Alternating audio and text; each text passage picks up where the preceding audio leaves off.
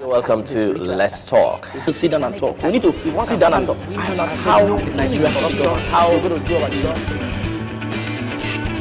The one can stand up and say no to corruption. We're going to do our job because you're telling the system. You are not just doing good for yourself or for the nation, you also do good for the future. Boko Haram is an attack, it's a spiritual attack. It's a satanic attack on Nigeria. We must, if we come to recognize it, we will understand then how to look for the solution. The Sovereign National Conference, how do we want to achieve that in our present system? We need to sit down and iron out how Nigeria should be governed.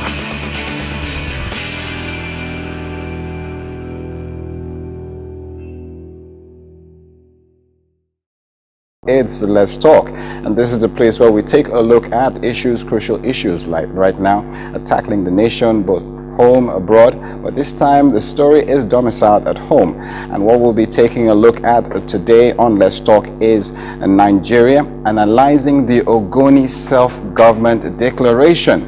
And to do that with me, I have a legal luminary in the house, a man of no mean ilk. He is Barrister Chris Akiri, a legal practitioner, social expert, consultant, and public analyst. Welcome to the show, sir. It's my pleasure. It's great to have you here nice again, seeing sir. you too. You know, you always, how do it for us when you come over on the show. Thank you. It's great to have you here. Thank you. Now, sir, the issue at hand right now is talking about the Ogoni self-secession issue right now. For many years, the people of Ogoni have felt the pangs of injustice and the diverse dimensions, especially through the slow but steady pollution of their land. Now they have declared self-secession, and Nigerian Bar Association yesterday declared this as illegal and unconstitutional. Now, what's your take on this, sir? Well, thank you very much, Mr. Moderator. My take on this, for you hit the nail on the head when you said for several years, Ogoni people had suffered untold hardship. Yes, sir. You know, they're basically farmers and fishermen and women. Now, for several years, now they've not been able to do farming because the land is desiccated as a result of gas flaring, as a result of prospecting for oil.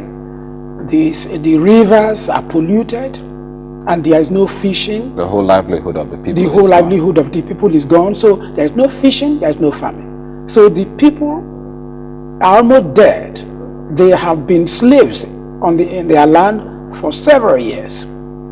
Now, yet all the laws of the world, including our own domestic laws, you know, the Constitution is the basic law of the land. All right. We call it the ergo sum of the basic law, the primary law, the Grundnorm of the Nigerian legal system. In section 20, it says the land, the air, the rivers, the waters of the people must be carefully protected against pollution and against everything. That's what the Constitution is saying. Now, the federal government has not been able to, successive federal governments have not been able to do this for several years. Okay. So, on this, you know, there was one author called Leo Marquardt. You know, he said off the Great Trek in South Africa in the 19th century, he said, when the people, you know, are suffering and they are unable to do anything about it, they can vote out the government and put the correct people there. Where the ballot box is not possible, such as in Nigeria, now they can rebel. Where rebelling is impossible because they are powerless against the power that be. That's according to United Nations. Correct. Okay. Now they can walk away. Okay. And that's what the Ogoni people tried to do. That's what Goodluck Digbo is trying to stand on. And I said tried to do because if the Nigerian Bar Association said, oh, it's unconstitutional, it's illegal, they are very, very wrong. Okay. This is one point where I would differ with them. Okay. We can't agree because what they did was not secession. All right. If you read the declaration All right. properly, you will see they've said, we are embarking on a self-governing Self-governing status. Yes, they declared a self-governing status. Okay. You see, in 1957, for example, Western Region, which was one of the federating units in this country, became self-governing. In 1958, Eastern Region, one of the federating units of this country as at that time, became self-governing. And in 1959, Northern Region, one of the federating units in this country, also became self-governing. Now, but they became, each one of them had a coat of arms, had anthems, their national anthems, they had flags, they had their constitution, they had their judicial systems, and even Western Region had a court of appeal. Okay. Western Region has its own court of appeal. But they all became self-governing within the framework of the Federal Republic of Nigeria. They became self-governing within the framework of the Federation of Nigeria. They did not sever their... They did not secede. Okay. That's not secession. Okay. They still owed allegiance to the British Crown when they did that. Then, on the 1st of October 1960, Nigeria, all the regions became independent as a collectivity. Okay. As individuals, they became self-governing in 1957, 1958, and 1959. But as a collectivity, they became independent in 1960. Now, very many people don't know the distinction between self-government and independence, which is the reason they call what Ogoni people have done secession. It's not independence. So it's not a treasonable act. They said we are declaring a self-governing status within. You see that within is very, that adverb. Very important. A clause within. Yes, within the Federation of Nigeria, and they have every right to do it. If you would allow me, I will give you all the laws. All right. So yes, let's move on with this question now. Yes. Muscle President and spokesman Goodluck Degbo said self-government became urgent, recognizing the need to arrive at a consensus to collectively review the disputed UNEP Ogoni Land Oil Assessment Report. That report now is the issue. It hasn't been implemented, and because any dialogue must be with the genuinely elected representatives of the people. Yes. Now, and that is what Goodluck Degbo is talking about. Yes. He's saying that the UNEP report now Yes. is more or less dormant. The UNEP report says that due to the degradation from oil activities Yes. and exploration and all that, Yes. about $1 billion will be needed to take care of that region, at least to try and bring it back from the decadent state in which it is. And right now it seems the government has not really done anything about that. Yes. What's your take on that? My take on that is, earlier on I told you how Ogoni people, including every other community in the Niger Delta, have suffered untold hardship. They've quaffed whole cups of discomfort to the dregs over the years. Now all attempts to get successive federal government to come to the rescue of the people have proved abortive. And that's the reason. And if you take a careful look at Ogoni, now they can't do anything. There's no water. They drink pure water all the time. They dare not taste water from their land. Now, so everywhere is polluted.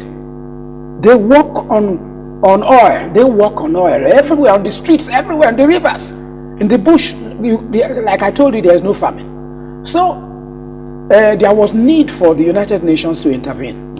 So and they came in the middle of last year to see what they could do. So they examined everywhere, inspected everywhere, and at the end of the day came up with a report on the 2nd of August last year, which, as you know now, is over 1 year.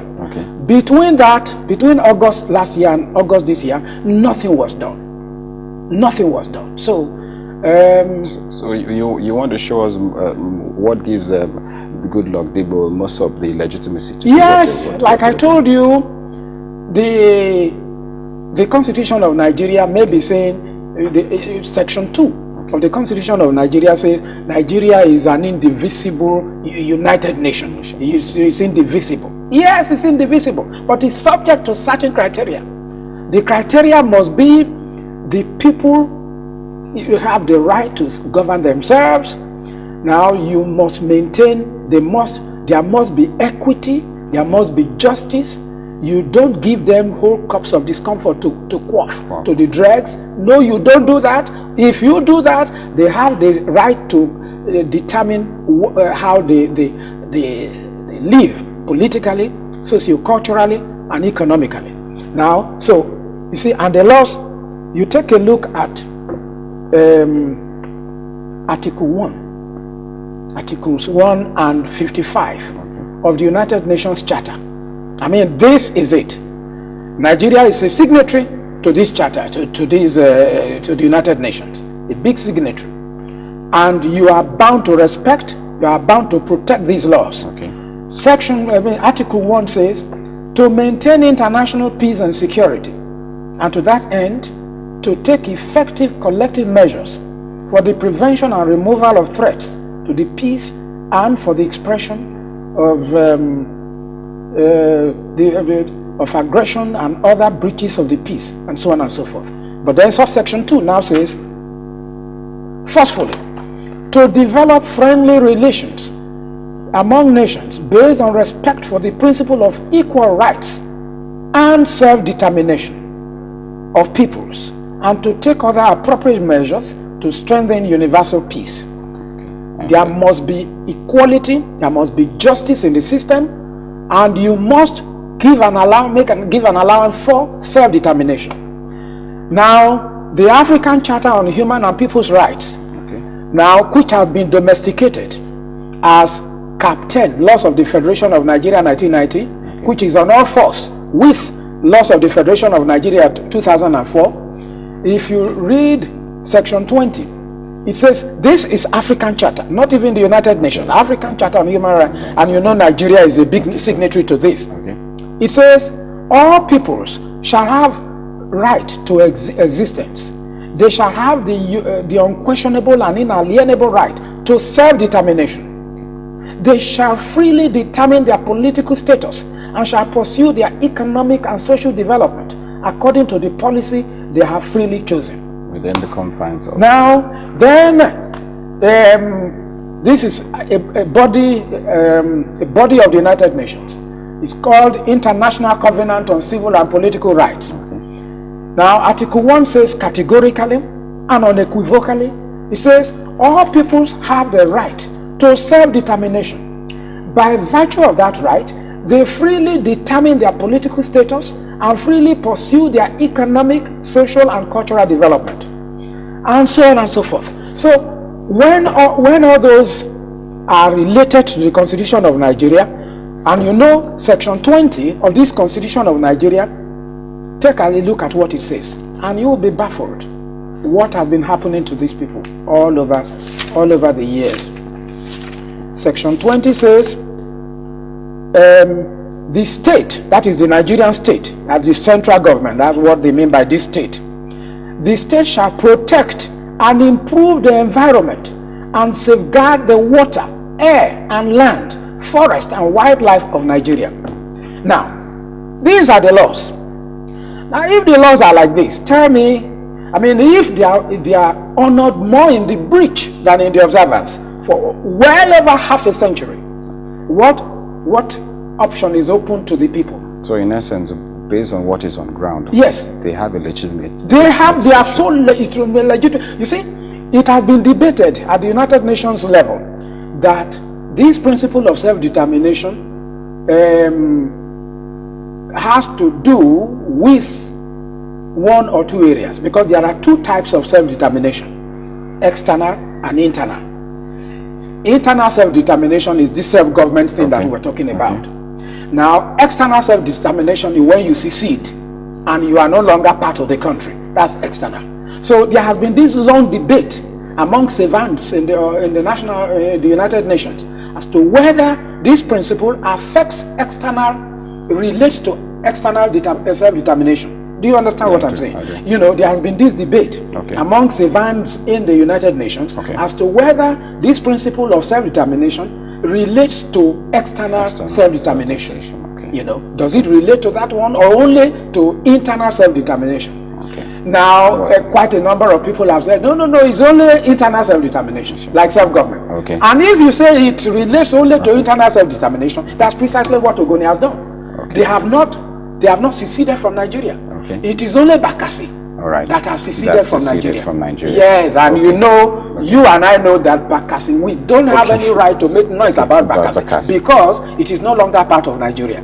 Yes, since October 2002, the ICJ, the International Court of Justice, had ruled that Bakassi belongs to Cameroon, and we concretized that ruling by the Green Tree Agreement in New York. Our own head of state was represented. But that is subject to appeal. But that's not what we're talking about right now. It's subject to appeal, my dear brother. But let me just tell you that subject to appeal means if you don't appeal within a period of 10 years, then you don't appeal, you have slept on your rights. And by October, just 1.5 months, or is it 2 months to go? By October 2 this year, that's 1.5 months to go, we shall have slept on our rights. We can't appeal anymore. But even if we appeal, I'm telling you, I mean, let me not say it. Let's not digress now. Now, still talking about the self-government issue by Ogoni right now, as you were saying. Now, the Goodluck people has stressed that no one should test the collective will of the Ogoni people because they will not surrender their indigenous rights anymore. Now, that threat, now, do you think government has responded accordingly to that threat now? Is it just a threat? What are the options open to government? There are quite a number of reasons why the federal government cannot respond to that threat just now. First of all, they know, or they should know, that the Ogoni people are right. When you push somebody too much to the wall, he reacts. Rebounds. Yes, and that is what Ogoni people have done, and they know it. That's number one. That's one. There is no moral ground for them to say they are reacting.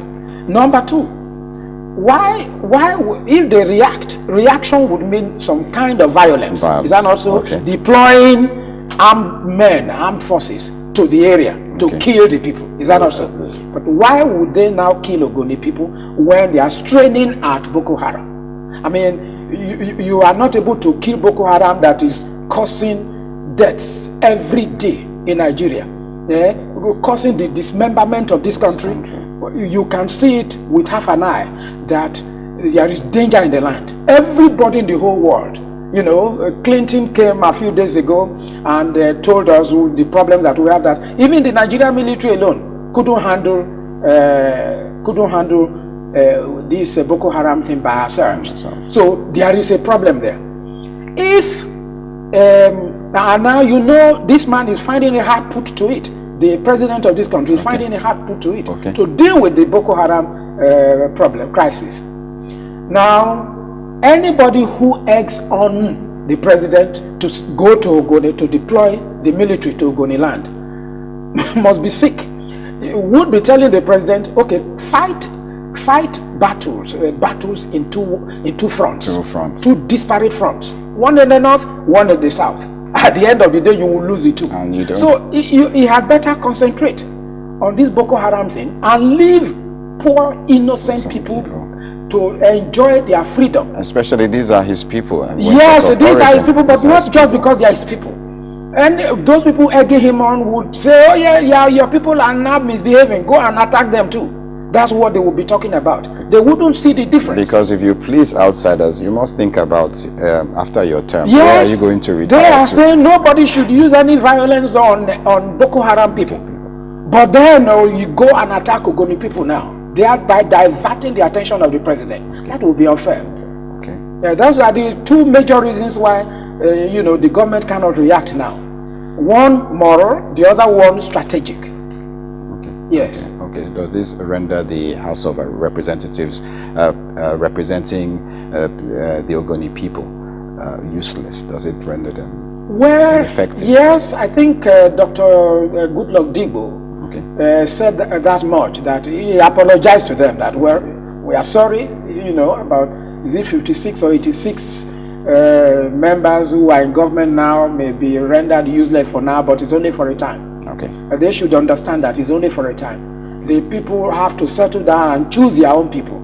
Choose their own people, and then that will be it. All right. Well, in case you just joined us, it's Let's Talk, and with me here is Barrister Chris Akiri.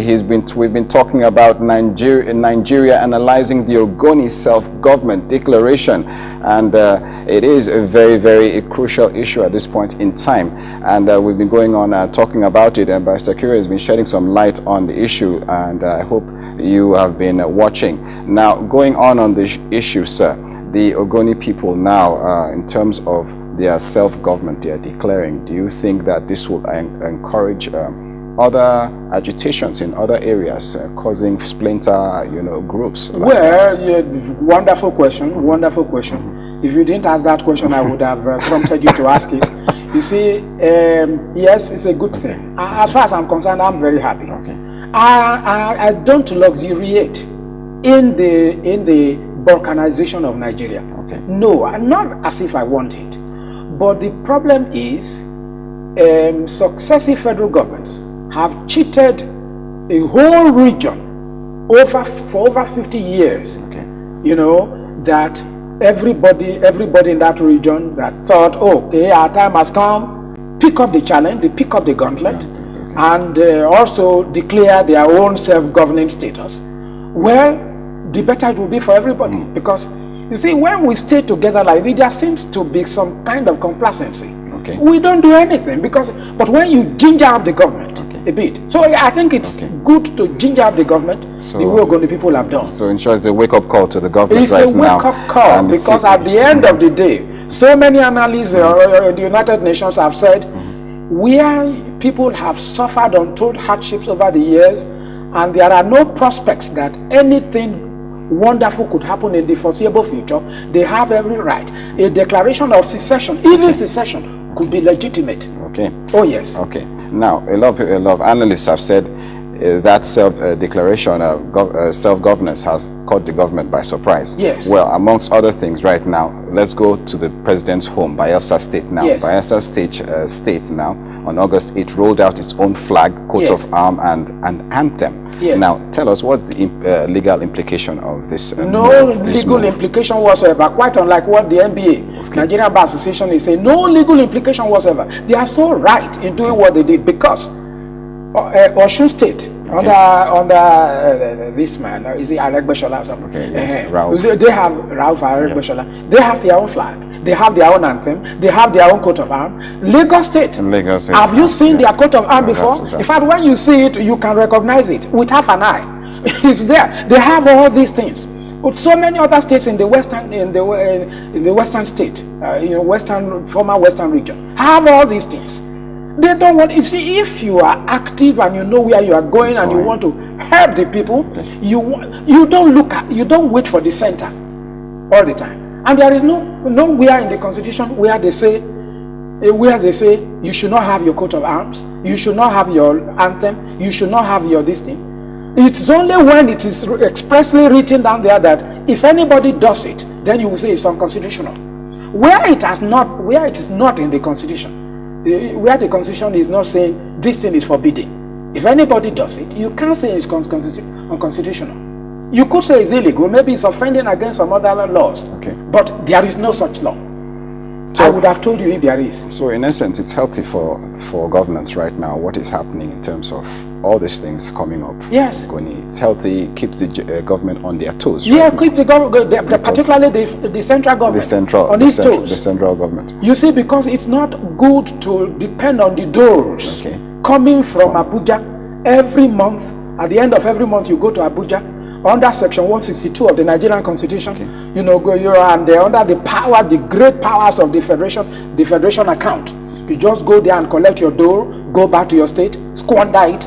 You're waiting for the end of the month again, because this is oil money. You collect your dole, you go back to your state, you squander it. Local government people will collect their own, share it among the chairman and the councillors. Same the governor will collect his own and do everything. Apart from a few states, like Lagos State, for example, it collects its own and does something with it. Most of the other states collect their doles, go back, share the thing. You know, the governor will take his own share and all that.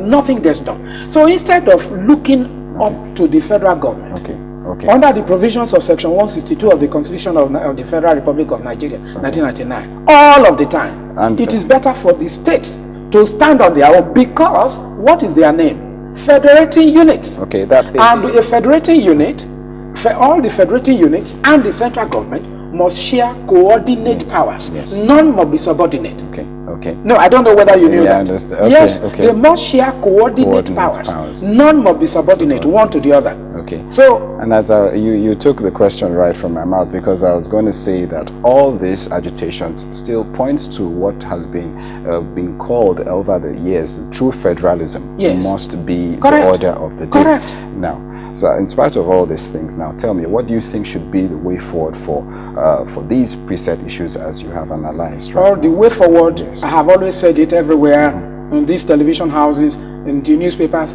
the way forward is for this president to summon up enough courage to convene a sovereign national conference. Convene a sovereign national, apart from convening a constituent assembly to give us a brand new constitution. Because the present constitution that we are having, we respect it because it's the only thing that we can hang on now. But this one is an amalgam of rank inconsistencies. You know, it is both federal and unitary.